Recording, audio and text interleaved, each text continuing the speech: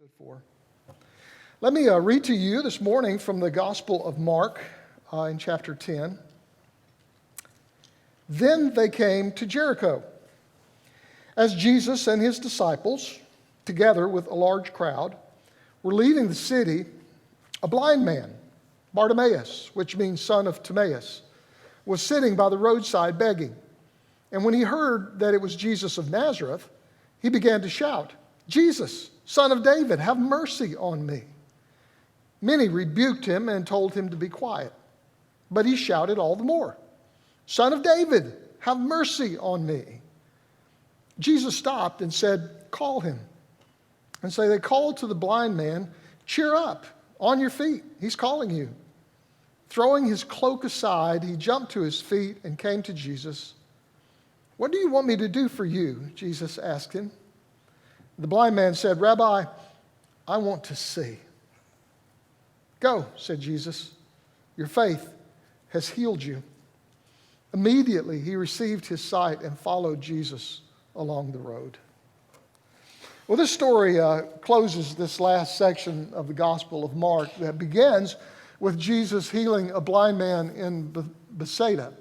And in that section is the time when Peter announces that, confesses that Jesus, you are the Christ in Caesarea Philippi.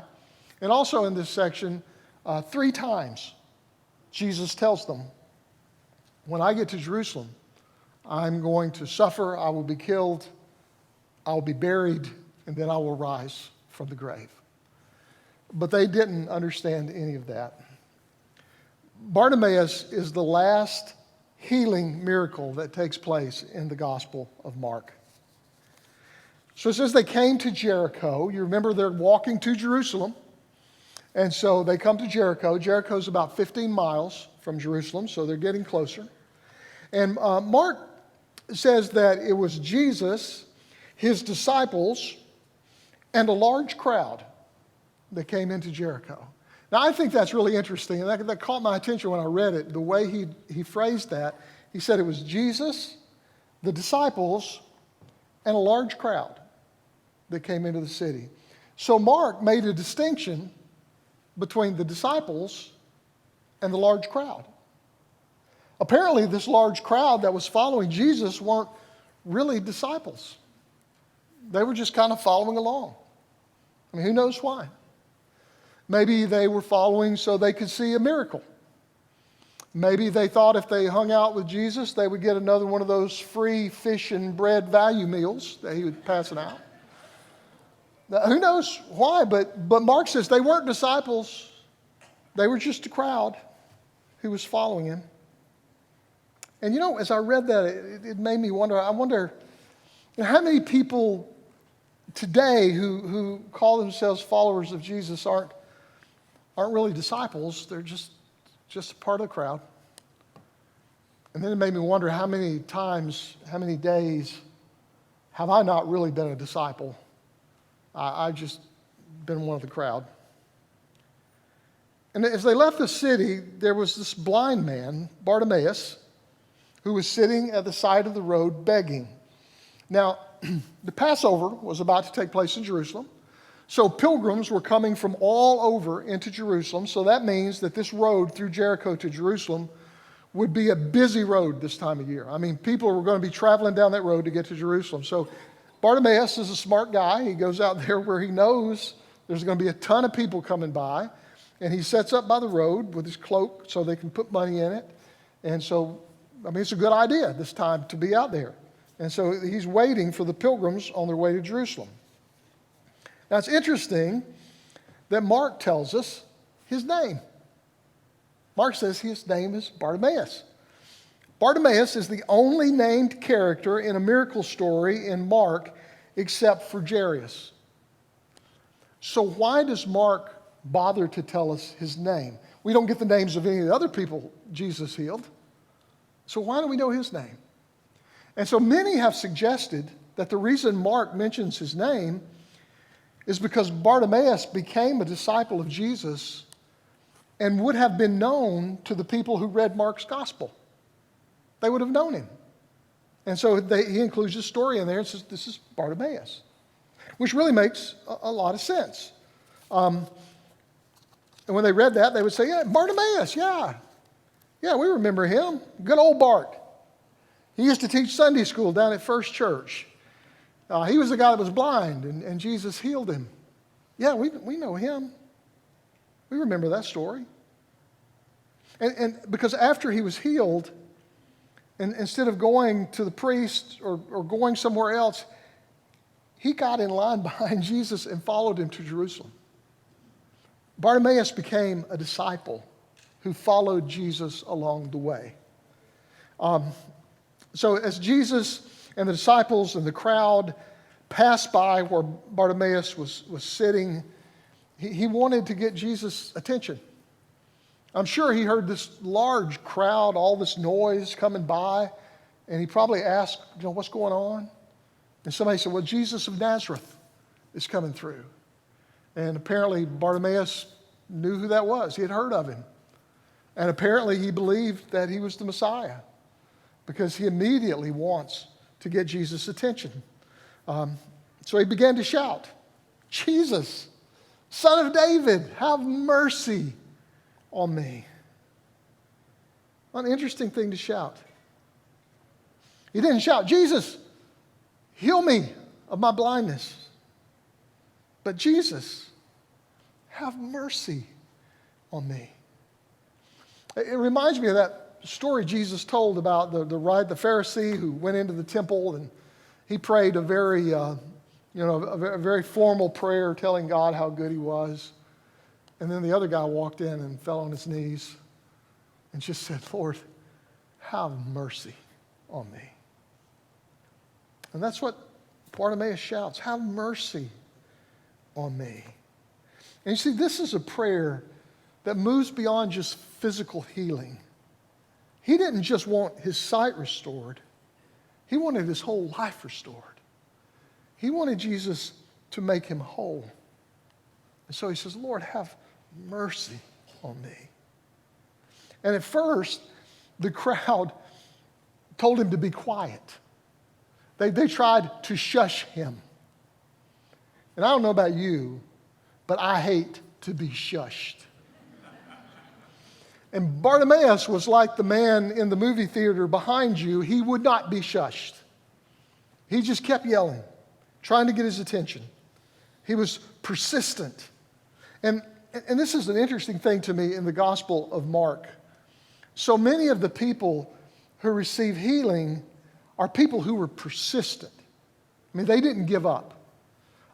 There's the story of the Syrophoenician woman who brought her daughter to Jesus, even though she wasn't Jewish. And Jesus at first seemed to rebuff her, but she just kept trying until he healed her. You remember the four friends who brought their friend on a mat and tore a hole through the roof to get that person to Jesus? They were persistent. Jairus, who was persistent even though the crowd laughed at what Jesus said, but he brought Jesus anyway in to raise his dead daughter. And like the leper and the woman with the flow of blood who disregarded and broke the law to get close enough to Jesus for him to heal them. And like the man whose son the disciples couldn't heal, who persisted until he got his son to Jesus so Jesus could heal him. So Bartimaeus is determined. He's not going to give up because the crowd tries to shush him. He keeps on trying to get Jesus' attention. And here's the thing I think is interesting, is it says Jesus heard his cry. Now, you know it was a lot of noise. There's this large crowd following him, and you know they were talking and laughing, and you know there was all kinds of noise and people talking to Jesus, and yet above the din of all of that, he heard this one guy's cry for mercy. And that's the thing about Jesus. He always hears a sincere cry or prayer. And so all of the noise of that day could not keep Jesus from hearing Bartimaeus. And I want you to know that all the noise in your life right now cannot keep Jesus from hearing your prayer. He always hears. And so Jesus stopped and he said, call him. Bring him over here. And then, this is kind of funny to me, the crowd does a 180. And they say, oh, Bartimaeus, good news, buddy. Jesus wants to see you. And then they trip over themselves, helping him get to Jesus. A few minutes ago, they were shushing him, telling him to get out of the way. But now that Jesus says, oh, I want to see him, then they all run over there. They do a 180 and try to help him get to Jesus. I read that and I wondered, how many people do I walk by in a day that Jesus really cares about, but I don't really see them? I wonder how many 180s I might have to do if I really saw and heard the people that Jesus cares about. Mark says that Bartimaeus threw his cloak aside and made his way to Jesus. Well, the cloak was probably where people were dropping their money. And so when he flings the cloak aside and gets up, he's a poor beggar. So he probably doesn't have much. Those coins on that cloak and that cloak itself were probably the most valuable things he had. He just threw them aside to get to where Jesus was, because that's all that mattered. And then Jesus asked him, what do you want me to do for you?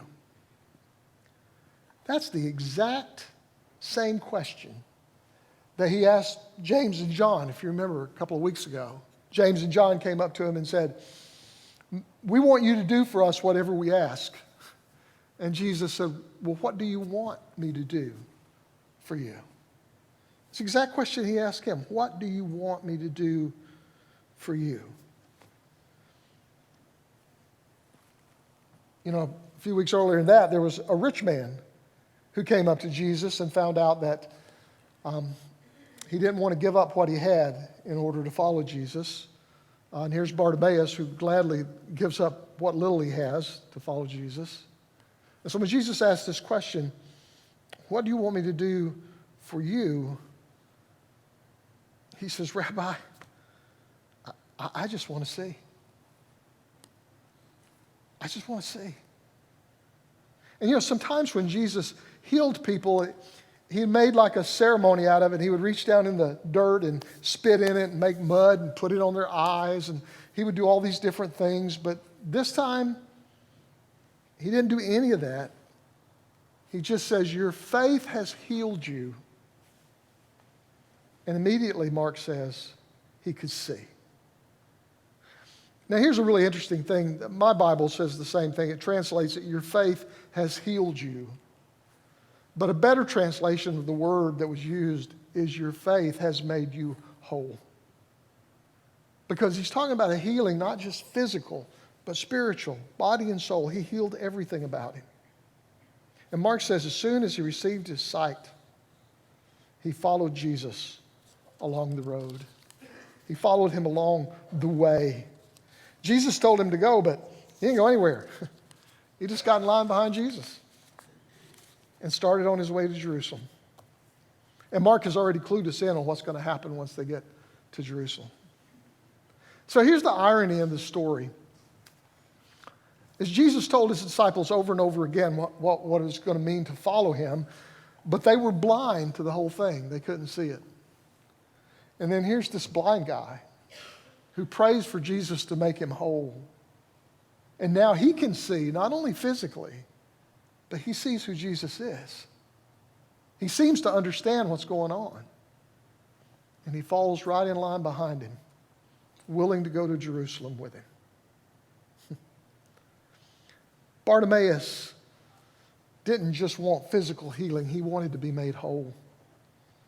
He wanted to see Jesus, not just physically, but understand who he was and what he was doing. And that's why after he was healed, he followed him.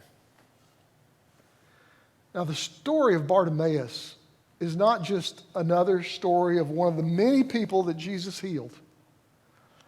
The story of Bartimaeus is the story of one of the few people that Jesus healed who actually became a disciple and was willing to follow Jesus wherever he went. because Jesus had made him whole. He not only received physical sight, but he saw who Jesus was, and he followed him. To know, to see, and to believe in Jesus is to follow him on the way. His way is not meant simply to be praised or admired or adored. His way is meant to be walked. And Bartimaeus was willing to do that. And so when I read this story, it is a challenge to me. Am I really willing to be a disciple? Am I really willing to follow Jesus on the way he goes?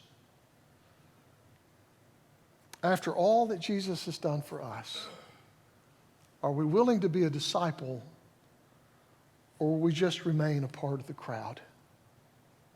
That's the challenge for us. Amen.